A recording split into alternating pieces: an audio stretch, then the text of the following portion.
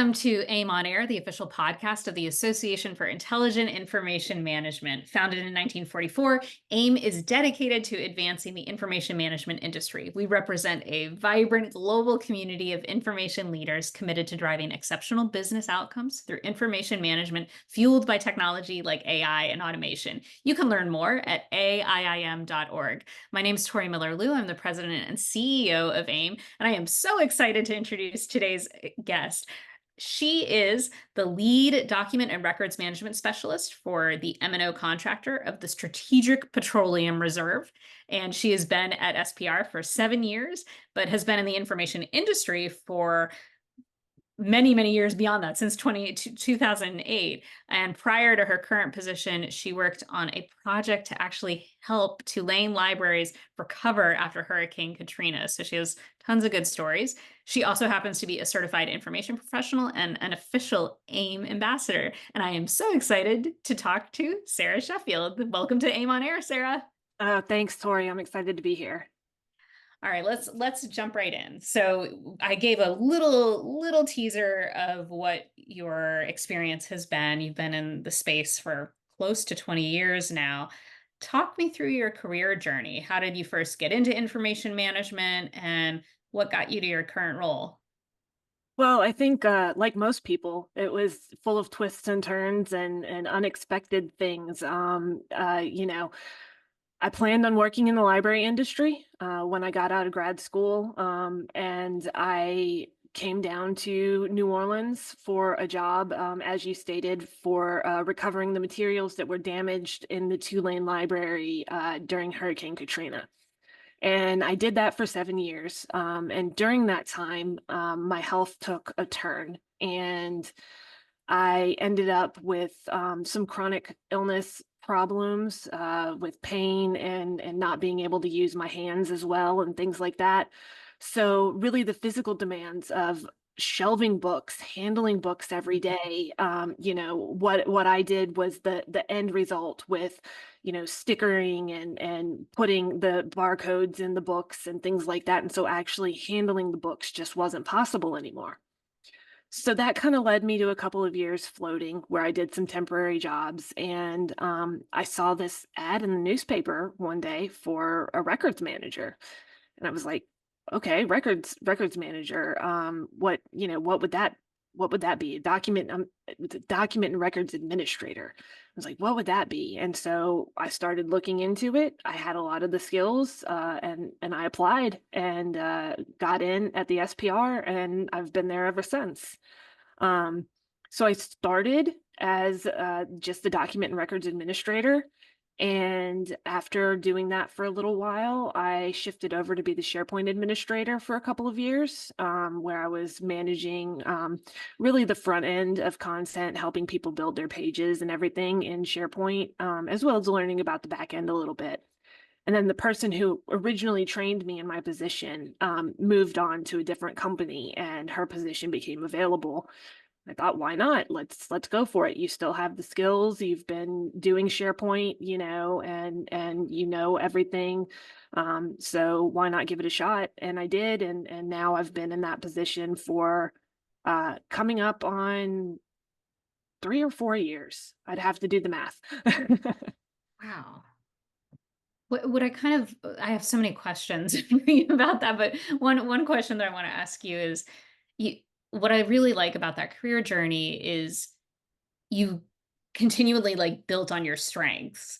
You knew that you had some expertise in library science and that it potentially could translate to that records manager job you noticed in the newspaper. Tell me a little bit more about that. How have you strategically sort of picked next career moves based on, okay, I have these strengths and here's something else I want to learn? Or how have you thought about those career moves in relationship to your own strengths? It's been a little bit of everything, Tori. When I was in undergrad, I got a degree in math and a degree in English. So those two things are completely disparate from each other, but I love both. I love the analytics, I love the math, and I love the arts and English and learning and everything. And so I guess I bring that up just to say that I really drive by my interests and my fascination with learning. And so every opportunity that has come my way to learn more and build upon the things that I already have, I've wanted to take that opportunity and just, keep growing and keep learning new things, because otherwise, I think if I were in the same position for too long without new projects and things like that, I think I'd get bored. Well, and I feel like you picked a good industry because it just feels like the information management space is constantly evolving because the tech is constantly changing, the best practices are changing, the regulations are changing. So it's changing constantly. So I think it sounds like you're well suited to that kind of agility and change. Yeah, I agree with you wholeheartedly, and that is was one of the draws. Just, my passion is information, and what I wanted to do as a librarian was help people access the information that they wanted. When I Mm. couldn't do that with the physical objects anymore, I said, okay, well, you can't handle the physical objects. What else is out there to help people gain the information that they're looking for? And that led me to information technology.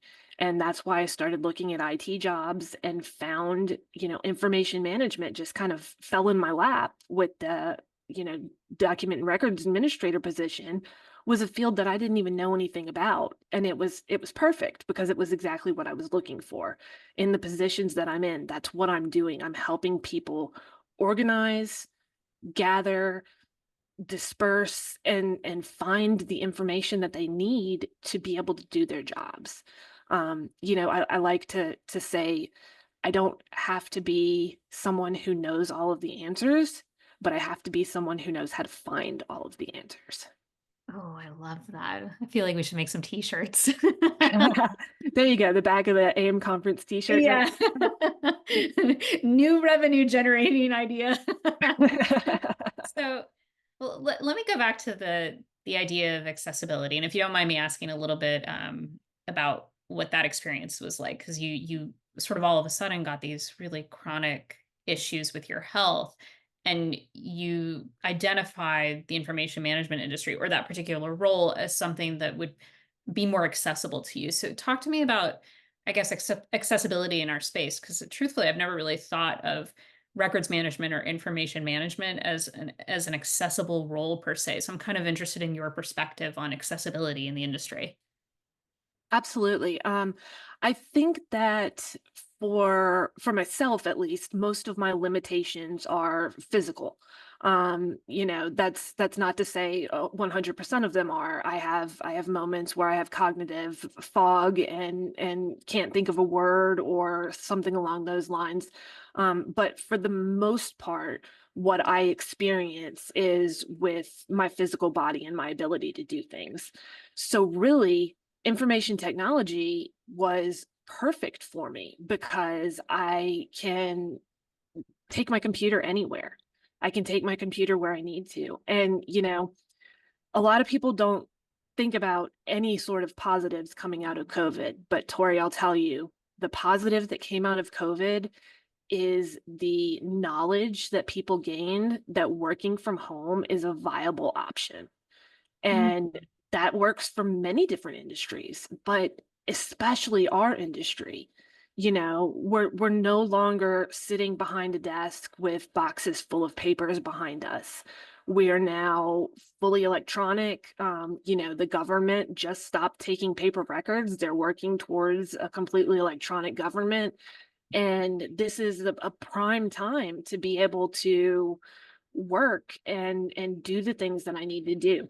I can sit behind my computer. I can have Teams meetings. I can have email conversations. I can, have Teams conversations.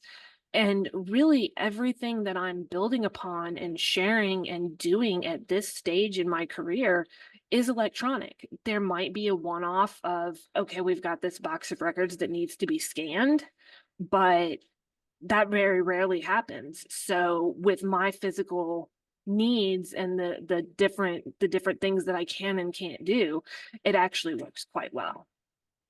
It's such an interesting perspective too, because I agree with you. Like COVID was such such a tragic series of years in human history, but there has been some good that's come out of it. Like I have to think that Microsoft Copilot, for instance, wouldn't be as successful as it is if we weren't so now dependent on Teams and virtual meetings.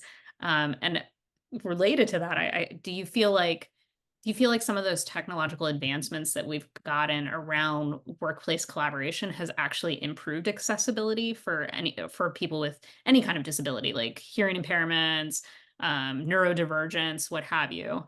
100%, 100%. Neurodivergence is a big one. We've got the ability to have meetings where we can see each other, where we can not see each other, where we can talk in different ways and means, as far as, hearing impairment, vision impairment. We've got different technologies in these meeting softwares that allow us to assist with that. We've got the closed captioning available on a lot of the platforms now, just automatically.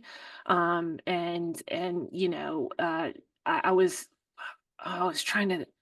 was looking at a meeting recently, and they had I believe it's called CATC, which is the vision impairment solution for the Oh, meeting wow. that we're going to have. That was the first time that I had seen that, but I think that that right there just spotlights it for me, that we're seeing new things to help and to make it easier for us to communicate with each other in ways that we never thought possible before. Wow. Oh, I love that perspective. Okay, so let's kind of build on this line of questioning, because I'm curious from your perspective, because you and I are both involved in Women in Information Management, our special interest group for women in the space. You're also a member of the LGBTQ plus community. What are your perspectives on diversity and inclusion in our space? And do you think it's going well? And what can we improve upon? Yeah, that's honestly, that's a little bit of a harder one for me than the disability is, which, may be intriguing to some people, but I do work for the federal government, Tori, and that means that I have to pay attention to the political climate.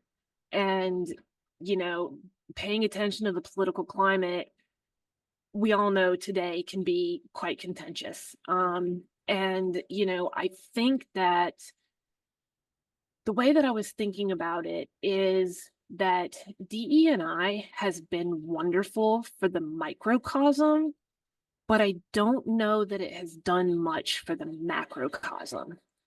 And what I mean by that is that in small communities, we are a lot more open to understanding and accepting the differences between each other.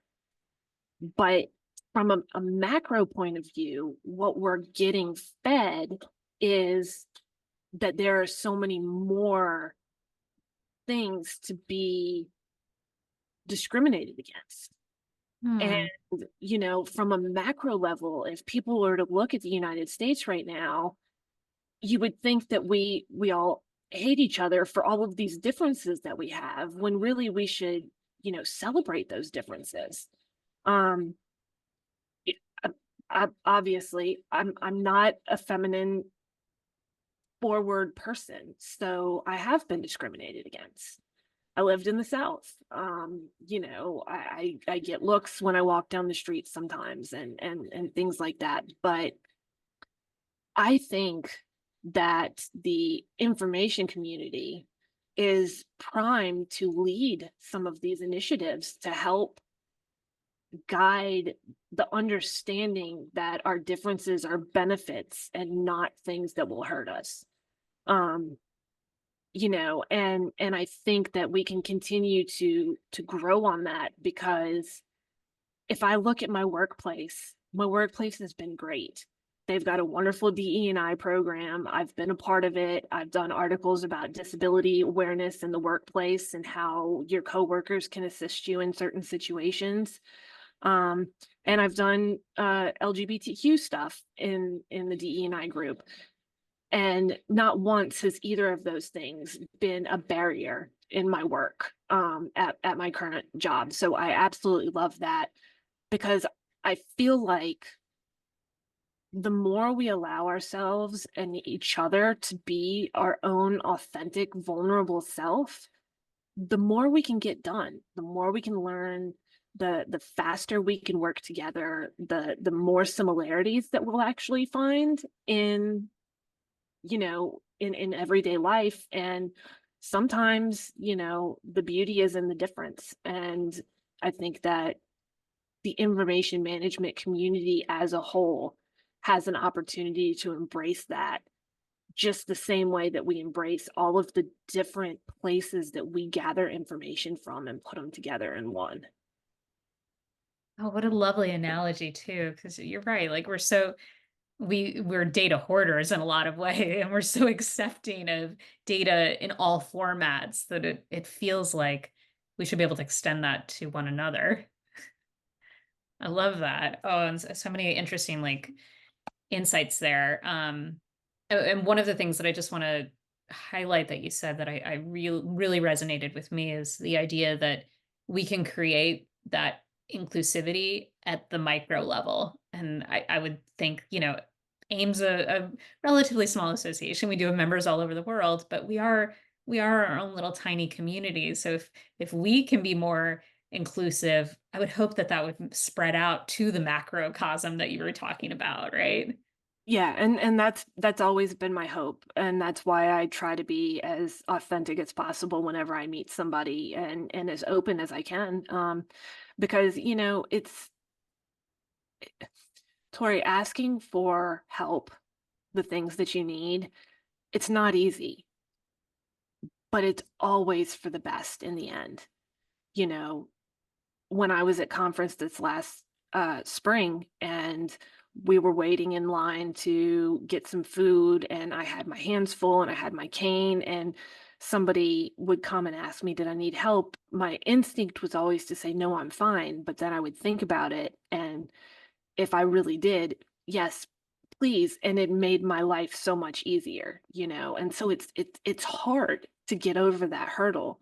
But if you can get over that hurdle and accept that you do have a community that's willing to be there for you, then I think that you can grow from that. And quite frankly, so can your community.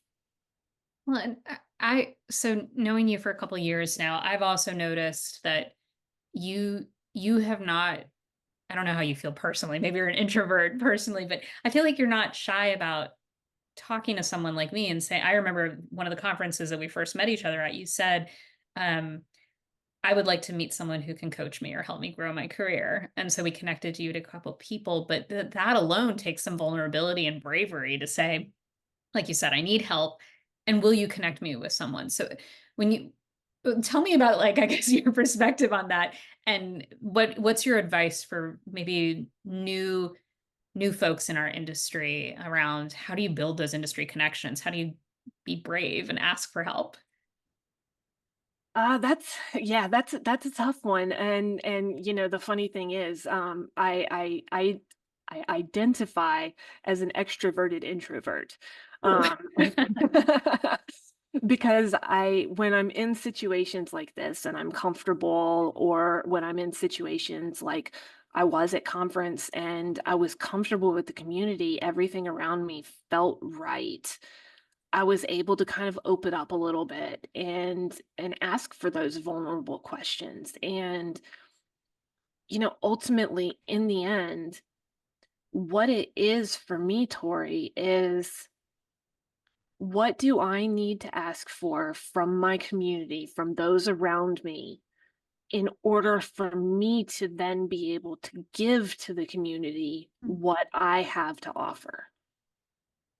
And that is really where all of it comes from, because I have a desire to participate. I have a desire to grow the industry. I have a desire to grow my own knowledge. And so building upon that, it's not it's not a simple thing to get over that hurdle. I'm a big fan of Brene Brown and all of her talks on shame and vulnerability and everything. And I like to hope that I've started to embody some of that by talking about the things that could potentially hold me back and taking the shame out of those things and making them something that is normalized in a way that it then takes the negative power out of it, and it just becomes something that I have to make a part of me that I have to deal with, and I move on from there and I concentrate on my strengths instead of my weaknesses. Oh, wise words. Oh my goodness. We have so many t-shirts that we need to make. So you mentioned your focus on building your own knowledge, and you're a certified information professional, which is AIM's certification program. Tell me about how that certification has helped your career, if it has helped your career, and then also what's your advice for someone who's interested in getting certified? How do they prep for it? So I actually, because of the way my career went, the first AIM conference that I went to was the first year, or I'm sorry, the second year that I was in my current position as the lead Hmm. of the document and records management program. I took the first year to kind of get my feet wet and understand what the job was and everything. And then I went from there. So I took the pre-class at the AIM conference to take the CIP. And so I went through Fran's, I'm going to mispronounce his last name. Transgongle. Yeah. Thank you. I went through his course and I studied. Of course, I studied prior to that, but I went through his course and I took the CIP at the conference and I earned my CIP at the conference. And that was an amazing feeling because immediately I had community. Immediately I had people who sat through that class with me, who then went to sessions with me and everything. And we bonded right away. So I highly recommend if something like that is being offered to take the exam, do it. Absolutely do it. As far as what the CIP has done for me, it's given me an additional community to utilize.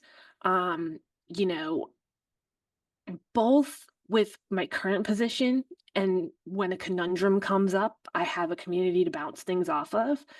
But also, as we've already talked about, with my personal goals and my personal growth, I was able through the CIP community to get a couple of mentors, and I've been able to talk to them throughout this journey so far and continue to learn from them. And I hope to be able to give that back one day. Um, when you're ready to take the exam, use the AIM study materials that are out there. Use that practice test. Take it, find out where your weaknesses are, and concentrate on those weaknesses when you're studying after that. And ultimately, it's an electronic exam now. It can be taken electronically, I think, from a distance. Decide what you're most comfortable with. For me, I don't mind being around people when I take tests or exams. So the situation of all of us being in the room together was perfectly fine. If that's not you, then take advantage of the other ways that you can take the test and make it the most comfortable for you, because ultimately, what it's going to give you is it's going to give you, just like it's given me, the ability to share your own knowledge and your own expertise with an internationally recognized certification backing up that you have the credentials that you say you have. And ultimately, I think that is the best thing that the CIP has done for me. Oh, that's great. So it's been a way for you at work to demonstrate your expertise in a very tangible way. It's not, don't just trust me. I have this certification that proves that I have that. That's great. Yeah, and it's been even better since NARA stopped giving the records management training that they used to give. Hmm. I actually had the opportunity to take it before they stopped giving the course, but you know, really now there isn't an equivalent just in the federal government of a certification. So going out into the industry and the different organizations that have the certifications that are out there is the way to go. So let's talk about the government for a second, because you've worked for the feds for most of your career now. What what is that like? And for someone who's interested in potentially applying for a role in the federal government in information management, what is your advice? So, working as a contractor for the federal government, like everything, it's had its rewards and it's had its challenges. The funny thing is, when I'm out in the community and we're talking about our challenges of, getting the people that we are working with in our community to follow these rules and regulations, I kind of feel like I have a foot up over everybody because I can say, you have to do it because NARA says you have to do it. You have to do it because there's a presidential mandate out there that says you have to do it. And so I have these things that maybe they don't have the teeth that I want them to have, but they have more teeth than just because my knowledge says that this is the best practice. And so that's been one interesting thing when I've been out having conversations, and I actually have a few ideas about some of those things and how they could be adapted and used, and people not starting from scratch but picking up where other people left off to be able to build upon these different documents that are already out there. Um, you know, of course, that doesn't always work, but you can always give it a go. Um, the other thing that I would say with the government is sometimes those restrictions and that black and white thinking can make things even more difficult. Mm. Um, because you don't have the room to innovate necessarily. Um, we're significantly behind on the technological curve. Um, I have to, when I'm out at conference or attending a webinar or hearing about new technology or something like that, I kind of have to temper my excitement about it because I know that either it's going to take longer for the government to get it, the government might get it, but it might not have all of the fun features and everything that they're advertising, or maybe the government's not going to get it at all. And a key thing that I can give you as far as that goes is AI. AI is everywhere. I'm talking about AI at conference, we're talking about AI at webinars. I'm keeping up with it because I feel like it's my duty to stay up with the industry. But the federal government is very wary about AI, very wary about the seeping of information into the mainstream that maybe shouldn't be. And, Hmm. so really, ultimately, I'm learning a lot of things about it, but it's probably going to be a little while before I can actually put those skills to the test and use them as long as I'm working for the government. I see what you mean. Yeah, it is kind of like a there's such diverse pros and cons that you can lean into those regulations and standards to basically build the business case for information management within your organization. But on the flip side of that adherence to those same regulations and standards makes government probably more risk averse than private sector, less willing to experiment with emerging technology. Exactly. Oh, that's okay. Well, and so what are the benefits of working for the federal government? Well, I think that stability is a big benefit. I know a lot of the people that work for the Strategic Petroleum Reserve, the M&O contractor has changed several times, and most of them have had their jobs through all of those changes. So there's definitely the possibility of stability there. Now, I will, say, of course, we are contractors, so um, I don't have all of the same things that an actual federal person would have with the pension and things Oh, like that. So if you're looking at wanting to work with the federal government, that's a decision that you have to make, whether you want to work for a contractor for the federal government or you want to try to actually work for the federal government itself and get one of those positions that is a part of the federal business. Um, so that is definitely a distinction that you need to think about and determine what you want out of your career. oh, very interesting. Okay. I'm going to ask you a last question here. You're an AIM ambassador, so you're one of the few individuals in our membership that is able to advocate and talk about AIM. But I think you're also really in tune with where the market's headed. So, what do you feel like are the most pressing challenges and opportunities in information management today? What are the trends that you're thinking about?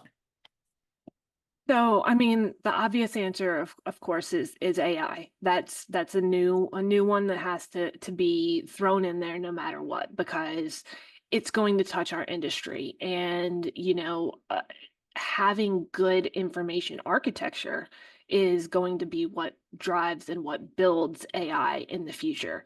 So, we are definitely primary to that.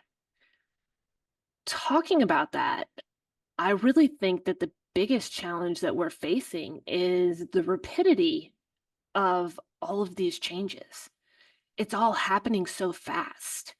We've got all of these new technologies, all of these startup companies, everything is moving so quickly and information is being created so rapidly that we're struggling to manage it in some way to keep it organized.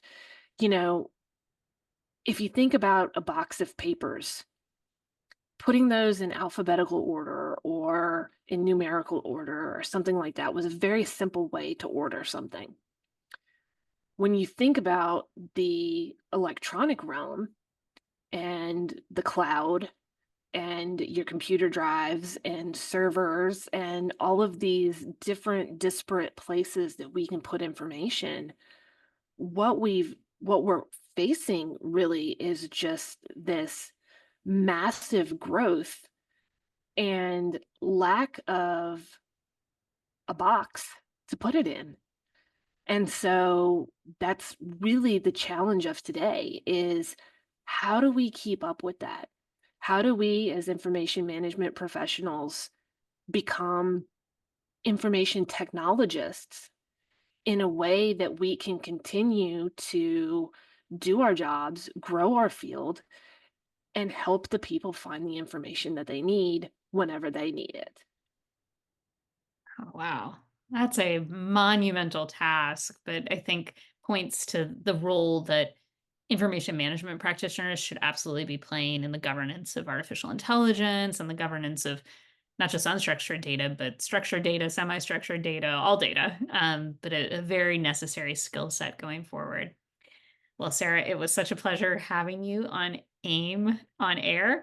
If you want to connect with Sarah or learn more about AIM membership or the CIP, we encourage you to go to aiim.org. Sarah, it's been a pleasure.